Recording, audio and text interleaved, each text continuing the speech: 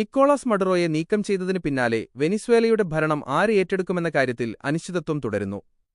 രാജ്യത്തിന്റെ ഭാവി ഭരണ സംവിധാനം രൂപീകരിക്കുന്നതിനായി state secretary Marco Rubio, homeland security adviser Stephen Miller, defence secretary Pete Hegseth എന്നിവരടങ്ങുന്ന ഉന്നതതല സംഘം പ്രവർത്തിച്ചുവരികയാണെന്ന് യുഎസ് വൃത്തങ്ങൾ അറിയിച്ചു. വെനിസ്വേലയുടെ നിയന്ത്രണം പൂർണ്ണമായി ഏറ്റെടുക്കാൻ ആവശ്യമെങ്കിൽ സൈന്യത്തെ ഇറക്കാൻ തയ്യാറാണെന്ന് ട്രംപ് പറഞ്ഞു. എന്നാൽ നിലവിലെ സാഹചര്യത്തിൽ ഇതിന്റെ ആവശ്യം വരില്ലെന്നാണ് പ്രതീക്ഷയെന്നും അദ്ദേഹം കൂട്ടിച്ചേർത്തു.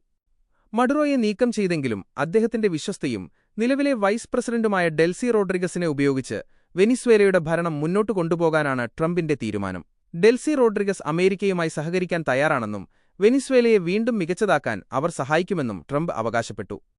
സമാധാനത്തിനുള്ള നോബൽ സമ്മാന ജേതാവും പ്രതിപക്ഷ നേതാവുമായ മരിയ കൊറീന മച്ചാഡോ തഴഞ്ഞുകൊണ്ടാണ് ട്രംപ് പഴയ ഭരണകൂടത്തിലെ ഡെൽസിയെ പിന്തുണയ്ക്കുന്നത്. മക്കാഡോയ്ക്ക് വെനിസ്വേലയിൽ മതിയായ ജനപിന്തുണയില്ലെന്നാണ് ട്രംപിന്റെ വാദം. എന്നാൽ ട്രംപിന്റെ അവകാശവാദങ്ങൾക്ക് വിരുദ്ധമായി അമേരിക്കയുടെ നടപടിയെ ഡെൽസി റോഡ്രിഗസ് ശക്തമായി വിമർശിച്ചു. മഡുറോയെ തിരികെ നൽകണമെന്ന് ആവശ്യപ്പെട്ട അവർ ഇനിയൊരിക്കലും വെനിസ്വേല മറ്റൊരു സാമ്രാജ്യത്തിന് കീഴടങ്ങില്ല എന്ന് പ്രഖ്യാപിച്ചു.